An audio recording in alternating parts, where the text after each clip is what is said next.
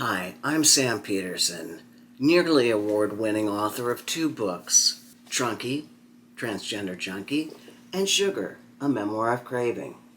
I'm an old gay trans man with bad teeth, and I'm here not to rate knives or to tell you about the newest ones because there's a lot of people out there who do that really well. I am going to queerly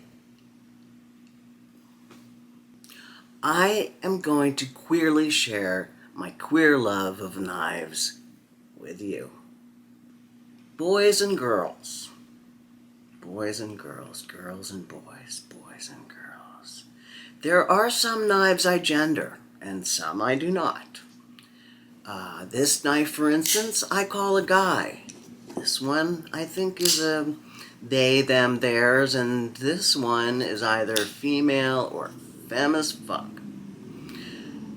The whole idea of gendering objects is possibly ridiculous, unless you are some form of pantheist who sees God in literally everything, or like me, you were raised in the 60s where everything did actually have a gender. But only 2. There were only 2 genders. Since I was raised in the 60s and 70s, gender is a very strong, divisive flavor for me. This fork is a man fork. However, not all forks are man forks. This fork is definitely a femme fork.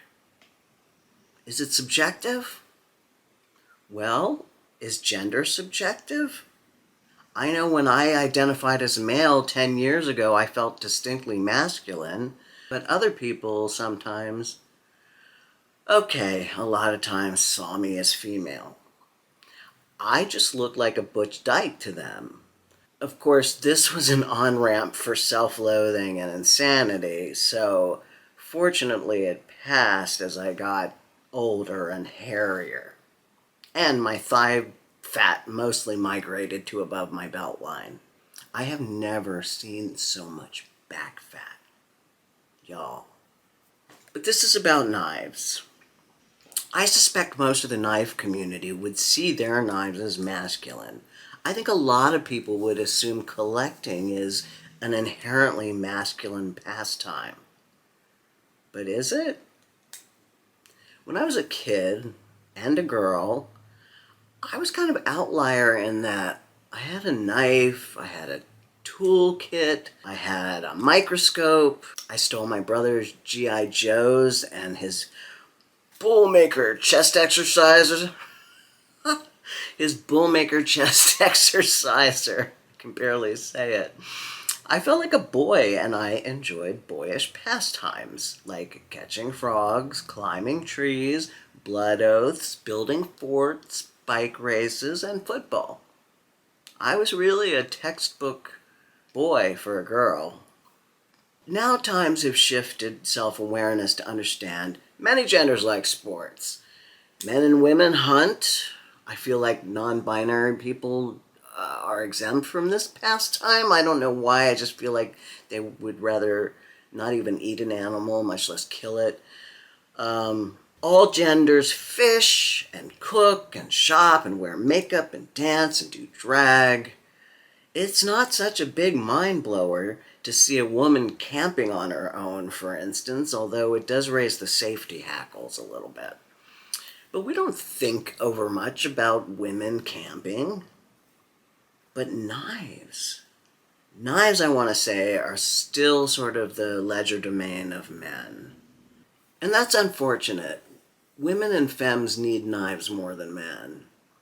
Knives are still playing to an audience of men, which you could tell by opening any knife sellers or makers page. Even the knives of these blades, I mean, they're not like Artemis or Forsythia or even the Sphinx.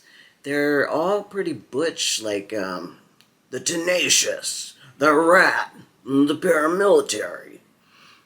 I guess Ken Onion's got some fairly gender-neutral knives. Like he's got the Onion and the Scallion and the Leek. Those are really great playful names that I appreciate very much in this realm of mastodons and bounty hunters. When you look at the silhouette of a knife, now that's where it can get pretty sexy. Some knives are very curvaceous, like a Kris or a Kukri. Interesting how some of the most lethal knives can have the most body.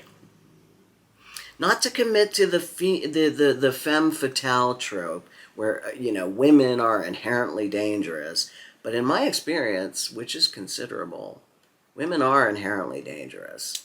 But maybe that's my inner sexist emerging after decades of serial lesbian monogamy. I have had more 3 to 4 year relationships than I can count on one hand, sometimes with people I disliked, and that's the damn truth.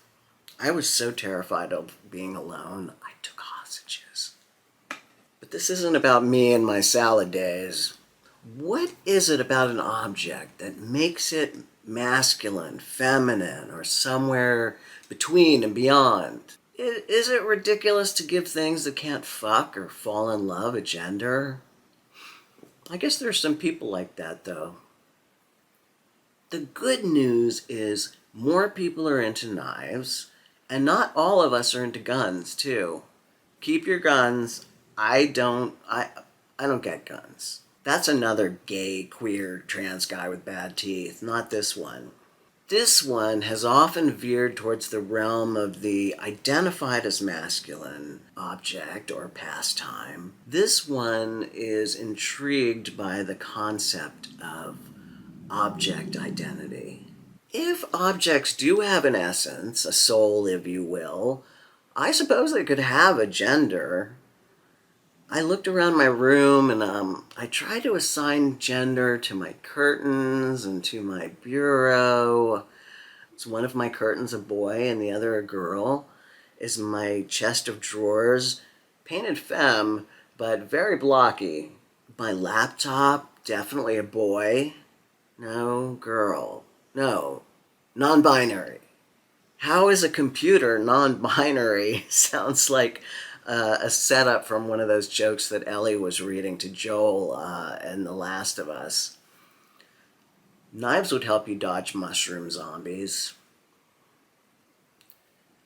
Knives are without gender, I conclude.